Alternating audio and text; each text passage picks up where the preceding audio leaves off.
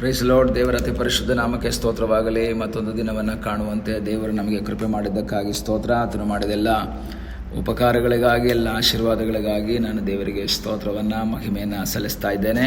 ಇಂದಿನ ವೇದ ಅಧ್ಯಯನಕ್ಕಾಗಿ ಒಂದು ವಾಕ್ಯವನ್ನು ಓದಿಕೊಳ್ಳೋಣ. ಯೋಬನ ಪುಸ್ತಕ 14ನೇ ಅಧ್ಯಾಯದ 7ನೇ ವಾಕ್ಯ. ಕಡಿದ ಮರವು ತಾನು ಮೊಳೆಯುವುದನ್ನು ನಿಲ್ಲಿಸದೆ ಮತ್ತೆ ಚಿಗುರೇನೆಂದು ನಿರೀಕ್ಷಿಸುತ್ತದಲ್ಲವೇ. ಇಲ್ಲಿ ಯೋಬನು ತನ್ನ ಮಾತುಗಳನ್ನು ಮಾತಾಡ್ತಾ ಮುಂದೆ ಬರ್ತಾನೆ. ನಮಗೆ ಗೊತ್ತು, ಯೋಬನ ಸನ್ನಿವೇಶಗಳು, ಇಕ್ಕಟ್ಟಿನ ಪರಿಸ್ಥಿತಿಗಳಲ್ಲಿ ಅವನು ಇರುವಂತಹ ಸಮಯದಲ್ಲಿ ಎಲ್ಲವನ್ನು ಕಳೆದುಕೊಂಡು ನಿರಾಶೆಯಲ್ಲಿರುವಾಗ ಅವನ ಸ್ನೇಹಿತರಾದ ಎಲಿಫಸ್, ಬಿಲ್ದಾದ್, ಸೋಫರ್ ಈ 3 ಜನ ಬರ್ತಾರೆ. ಅವನಿಗೆ ಆದರಣೆಯನ್ನು ಕೊಡುವುದಕ್ಕಾಗಿ ಬಂದಿದ್ದರೂ ಸಹ ಅವರು ಮಾತುಗಳು ಆದರಣೆಯನ್ನು ಕೊಡದೆ ಅವರಿಗೆ ಬೇಸರಿಕೆಯನ್ನು ಉಂಟು ಮಾಡುತ್ತೆ. ಆಗ ಈ 3 ಜನ ಸ್ನೇಹಿತರು ಮತ್ತು ಯೋಬನ ಮಧ್ಯೆ ಇರುವಂಥ ಕಾನ್ವರ್ಸೇಷನ್ನೇ ಈ ಅಧ್ಯಾಯಗಳಲ್ಲಿ ನಾವು ನೋಡುವಂಥದ್ದು. 3ನೇ ಅಧ್ಯಾಯದಿಂದ ಹೆಚ್ಚು ಕಡಿಮೆ 37ನೇ ಅಧ್ಯಾಯದವರೆಗೂ ಈ 3 ಜನ ಸ್ನೇಹಿತರು ಮಧ್ಯದಲ್ಲಿ ಇನ್ನೊಬ್ಬ ಬರ್ತಾನೆ, ಬಿಲ್ದಾದ್ ಅಂತ, ಎಲಿಹು ಅಂತ ಬರ್ತಾನೆ. ಆಗ ಈ 4 ಜನರ ಮಾತು ಮತ್ತು ಈ ಯೋಬನ ಮಾತುಗಳು ಈ ಅಧ್ಯಾಯಗಳಲ್ಲಿ ನಾವು ನೋಡ್ಬೋದು. ಅದರಲ್ಲಿ 14ನೇ ಅಧ್ಯಾಯದ 7ನೇ ವಾಕ್ಯದಲ್ಲಿ ಹೇಳ್ತಾನೆ, ಕಡಿದ ಮರವು ಸಹ ಒಂದು ನಿರೀಕ್ಷೆಯಿಂದ ಕಾಯ್ತಾ ಇರುತ್ತೆ. ಏನು? ಮತ್ತೆ ನಾನು ಬೆಳಿತೀನಿ, ಮತ್ತೆ ನಾನು ಚಿಗುರ್ತೀನಿ, ಮತ್ತೆ ನಾನು ಮೊಳಕೆ ಹೊಡಿತೀನಿ. ಮರ ಕಡಿಯಲ್ಪಟ್ಟಿದೆ, ಕಡಿದು ಬಿಟ್ಟಿದ್ದಾರೆ, ಆದರೆ ಅದಕ್ಕೊಂದು ನಿರೀಕ್ಷೆ ಇದೆ. ಇವತ್ತಲ್ಲ ನಾಳೆ ಒಂದು ಮಳೆ ಬರುತ್ತೆ, ಆ ನೀರು ಬರುತ್ತೆ. ಆ ನೀರು ಬಿದ್ದಾಗ ನಾನು ಮತ್ತೆ ಏನಾಗ್ತೀನಿ, ಚಿಗುರ್ತೀನಿ. ಒಂದು ನಿರೀಕ್ಷೆ ಇದೆ, ಒಂದು ಹೋಪ್ ಇದೆ ಅದಕ್ಕೆ. ಇದರಿಂದ ನಮಗೆ ಏನು ಒಂದು ಸಂದೇಶ ಸಿಗುತ್ತೆ ಅಂದರೆ, ನಮ್ಮ ಜೀವಿತದ ಅನುಭವಗಳು ಕಡಿಯಲ್ಪಟ್ಟಂಥ ಅನುಭವಗಳಾಗಿರ್ಬೋದು.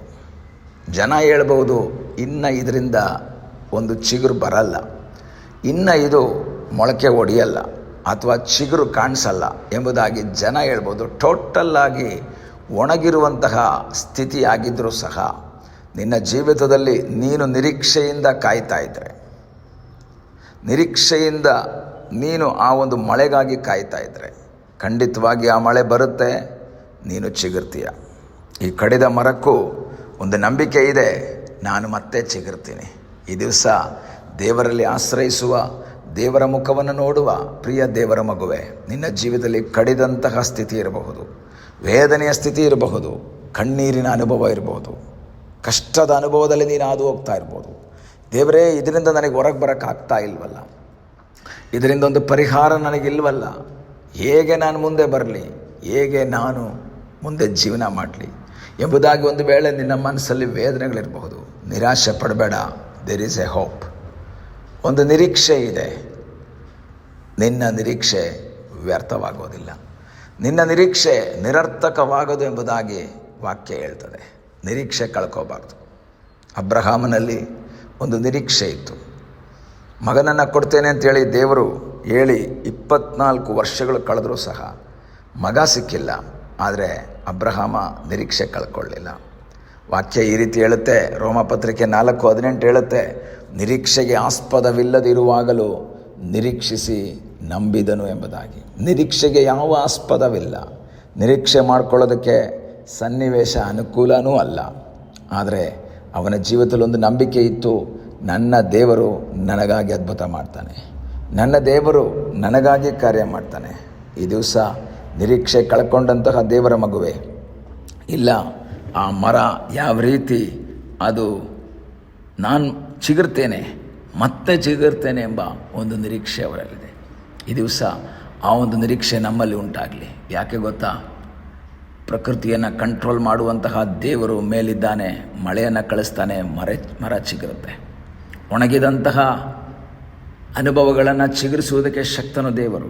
ಒಂದು ಸಾರಿ ಮೋಶೆ ಎಲ್ಲ ಕುಲದವ್ರಿಗೆ ಹೇಳ್ತಾನೆ, ನೀವೆಲ್ಲರೂ ಒಂದೊಂದು ಕೋಲು ತೊಗೊಂಡು ಬನ್ನಿ, ದೇವರ ಮಂಜೂಷದಲ್ಲಿಡೋಣ.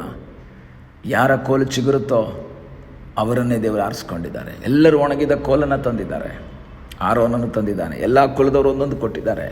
ನೆಕ್ಸ್ಟ್ ಡೇ ತೆಗೆದು ನೋಡಿದಾಗ ಆರೋನನ ಕೋಲು ಚಿಗುರಿ ಬಾದಾಮಿ ಹಣ್ಣನ್ನು ಬಿಟ್ಟಿತ್ತು. ಕೋಲು ಒಂದು ರಾತ್ರಿಯಲ್ಲಿ ಚಿಗುರಿ ಹೂವಾಗಿ, ಕಾಯಾಗಿ, ಹಣ್ಣಾಗಿ ನಿಂತುಬಿಟ್ಟಿದೆ. ಅದರ ಅರ್ಥ ಏನು ಗೊತ್ತಾ? ಅಸಾಧ್ಯಗಳನ್ನು ಸಾಧ್ಯ ಮಾಡುವಂತಹ ಒಬ್ಬ ದೇವರು. ನಿರೀಕ್ಷೆಯಿಂದ ನೀನು ಕಾಯ್ತಾ ಇದ್ದರೆ ನಿನ್ನ ನಿರೀಕ್ಷೆ ಭಂಗವಾಗುವುದಿಲ್ಲ. ನಿನಗೆ ಆಶಾಭಂಗವಾಗದ ಹಾಗೆ ನಿನ್ನನ್ನು ನಡೆಸುವಂತಹ ಒಬ್ಬ ದೇವರಿದ್ದಾನೆ. ಕಡಿಯಲ್ಪಟ್ಟ ಮರದ ಹಾಗೆ, ಒಣಗಿದ ಮರದ ಹಾಗೆ, ಇನ್ನು ಪರಿಹಾರವಿಲ್ಲ ಎಂಬ ಯೋಚನೆಯಲ್ಲಿರುವಂತಹ ದೇವರ ಮಗುವೆ, ನಿನಗಾಗಿ ಅದ್ಭುತ ಮಾಡುವಂಥ ಒಬ್ಬ ದೇವರಿದ್ದಾನೆ. ನಿನಗೆ ಸಹಾಯ ಮಾಡುವಂಥ ಒಬ್ಬ ದೇವರಿದ್ದಾನೆ. ನಿನ್ನ ಜೀವಿತದಲ್ಲಿ ಅದ್ಭುತವನ್ನು ಮಾಡಿ ನಿನ್ನನ್ನು ಮತ್ತೆ ಚಿಗುರಿಸುವಂತಹ ಒಬ್ಬ ದೇವರಿದ್ದಾನೆ. ಇವತ್ತಿನ ವೇದನೆ, ಇಂದಿನ ಕಷ್ಟ, ಇಂದಿನ ವೇದನೆ ಎಲ್ಲವನ್ನು ನೀಗಿಸುವಂಥ ಒಬ್ಬ ದೇವರಿದ್ದಾನೆ. ಅದಕ್ಕೆ ವಿರುದ್ಧವಾಗಿ ಅಪನಂಬಿಕೆಯನ್ನು ತರುವಂಥ ಸೈತಾನನ ಎಲ್ಲ ತಂತ್ರಗಳು ಲಯವಾಗಲಿ. ಯೇಸುವಿನ ನಾಮದಲ್ಲಿ ನಮ್ಮ ಜೀವಿತದಲ್ಲಿ ಚಿಗುರುವಂಥ ಒಂದು ಅನುಭವವನ್ನು ದೇವರು ಕೊಡುವುದಕ್ಕಾಗಿ ದೇವರ ಸನ್ನಿಧಾನದಲ್ಲಿ ಪ್ರಾರ್ಥನೆ ಮಾಡೋಣ. ಕಡಿದ ಮರ ಸಹ ಮತ್ತೆ ಚಿಗುರ್ತೇನೆ ಎಂಬುದನ್ನು ನಿರೀಕ್ಷಿಸುವ ಹಾಗೆ ನಾವು ನಂಬೋಣ. ದೇವರ ನಾಮದಲ್ಲಿ ನಾನು ಚಿಗುರ್ತೇನೆ. ಪ್ರಾರ್ಥನೆ ಮಾಡೋಣ. ನಮ್ಮನ್ನು ಬಹಳವಾಗಿ ಪ್ರೀತಿ ಮಾಡುವ ಯೇಸುವೆ, ಈ ಸಮಯಕ್ಕಾಗಿ ಸ್ತೋತ್ರ.